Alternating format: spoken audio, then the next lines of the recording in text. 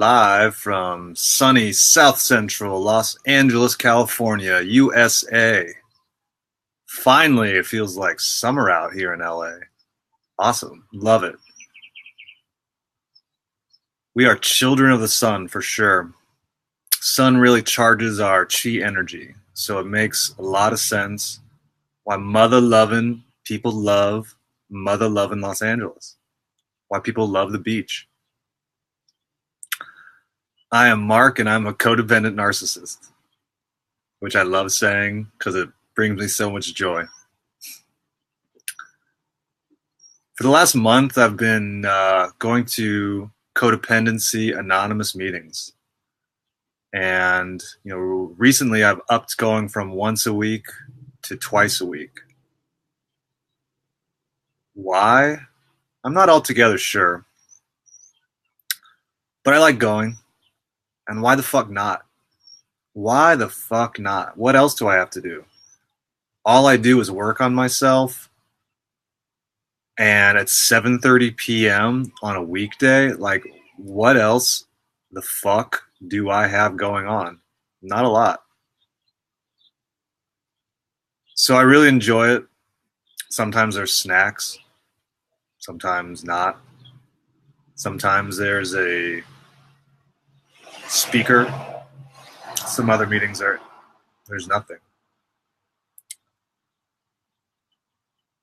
But at 7:30 for an hour and a half, I don't have anything else to do. If I do have something else to do, I can skip it. It's not dogmatic.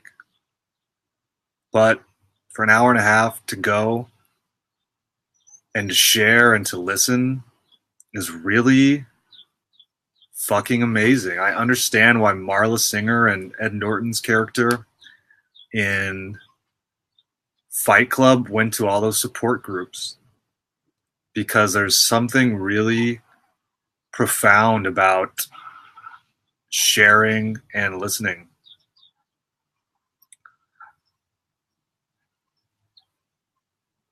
Just sharing by itself is so healing.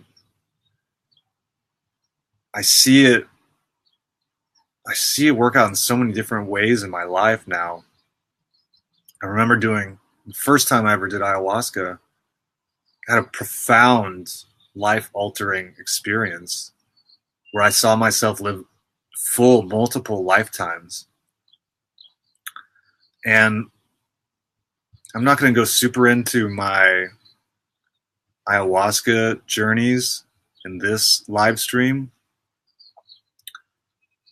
But what it does is it brings up your fears, the ones you don't want to talk about, the ones you bury so deep that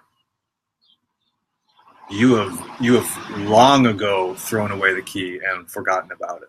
Long, long ago. Maybe even before you could speak about it. Your deep childhood memories.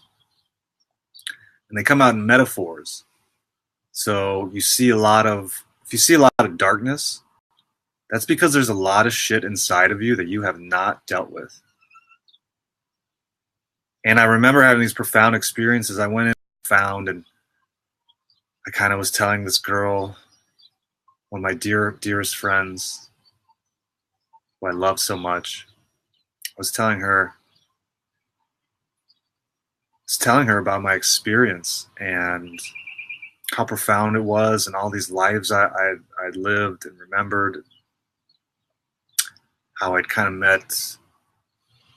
met the version of God or source. All this shit, man, all kinds of crazy stuff.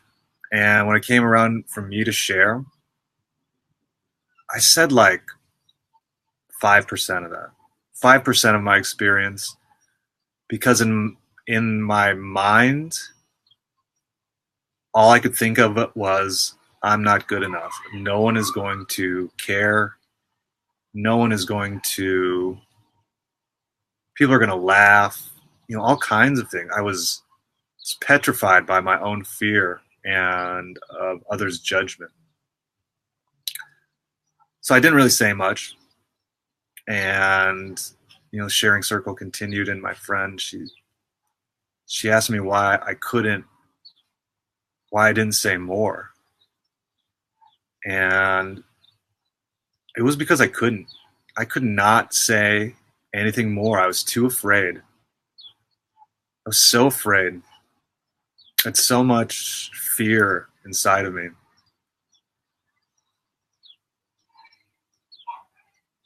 So I know that sharing is difficult for a lot of people, including myself. This podcast or live stream is difficult. I have a lot of fear of doing it, being judged, rocking the boat, hurting other people's feelings. But I do this because of me. It's not personal. You know, I do this to heal myself. I share to help heal myself because I know what the power is. Because since that time, I've been to other ceremonies. I've been to other ayahuasca ceremonies. I've been to codependency meetings. I've listened to tons of, many authors, YouTube clips, John Bradshaw, etc., talking about sharing and its healing properties. I've hosted dinner parties and had very intimate sharing circles, and I've seen the power of sharing and how beautiful it is. So I know that this is part of my path because I had resistance to wanting to share, to wanting to face my fears. And what I know about fears is that if you're going to reach your highest level and reach your full potential, you have to face your fears. That's just how you play the game. The other part about Codependency Anonymous meetings is I like to listen. I really like to just sit there and listen to other people, and in doing so, I have a lot of compassion and empathy for other people, for other humans. You know, at codependency meetings, it's all walks and flavors of life. I mean, everybody, it's a cross section of the world, of humanity. But many of the stories are the same or have the same type of stories are very similar. You know, they're not so dissimilar from my own stories. And those are stories really of really of wounded children, where we as adults are really adult children. We never really learned. Let me change this around, because I say we and you a lot, and that is a defense mechanism. So I'm going to change this to I again.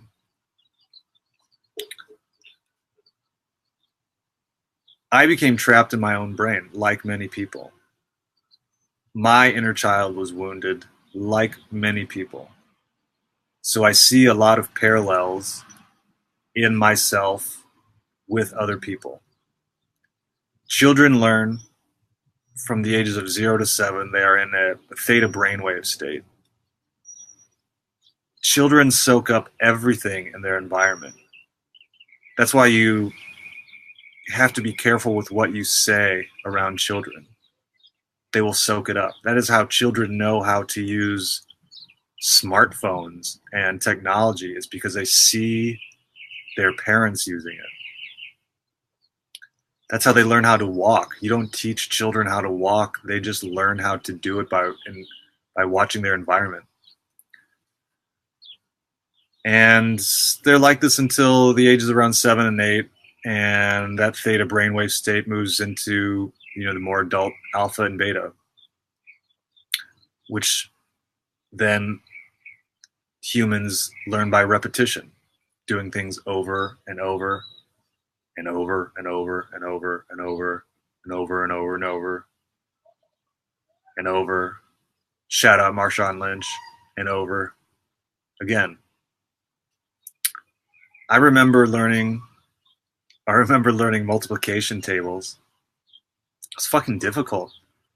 I was so right-brained as a child that doing something analytical at a young age, serious left brain thinking, was very difficult for me. I remember so much emotional abuse. I received so much emotional abuse from my mom for not learning as quickly as she would like or school would like. I'm not really sure who I was being judged, or I'm not really sure why it became such an issue. But the issue was I wasn't learning as quickly as something. I'm not even sure. I still have problems with multiplication. Really, to this day. I mean, without smartphones, it'd be really, sometimes it's challenging for me. When it comes up, I don't even, I go straight to the phone or calculator. And this story that I just shared is a story of many people at these meetings. My emotional abuse that I received led me to think that I was not good enough, that somehow I was flawed. That's really the opposite of what is true. Babies, children, they're enough. Look at a baby, like, wow, they're so amazing. How can a baby be flawed? It's really a hard concept for me to understand. When I see my nieces, I'm like, wow, these things, these light children, these light beings, are these consciousness embodying these human forms, are really so amazing. They have so much potential. They're so filled with love. They don't have to do anything. They're enough as they are. And I'm only coming to the realization that I am enough too, that I am not flawed. I've never heard that. Only one person in my entire life has ever told me that I'm enough. And that was only recently, like a month ago. And it was not either of my parents who told me this. So why am I doing this? Again, I'm doing this to heal myself, so that I'm able to have more compassion for myself. And when I have more compassion for myself, I can have more compassion for others. I would say self-love, but self-love really means narcissism, and I have narcissistic traits, so I won't say that I'm trying to have more self-love for myself. I am having more compassion for myself. And doing this is allowing me to find my authentic, mother-loving voice. And I hope to give others courage that they can find their own voice as well. Social media is about sharing. We have this amazing thing called the internet, and we can share our authentic selves with the world. I mean, can you even imagine? Right now, we're all about selfies and really low consciousness. It's a lot of fear-driven, egotistic use of social media, but that's changing. The evolution is on its way for show. The only constant is change. Evolution continues whether we want it or not.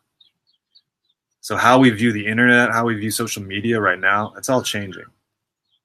And my intuition says it's going to be more heart-centered, more heart-focused in the future. At least I hope so.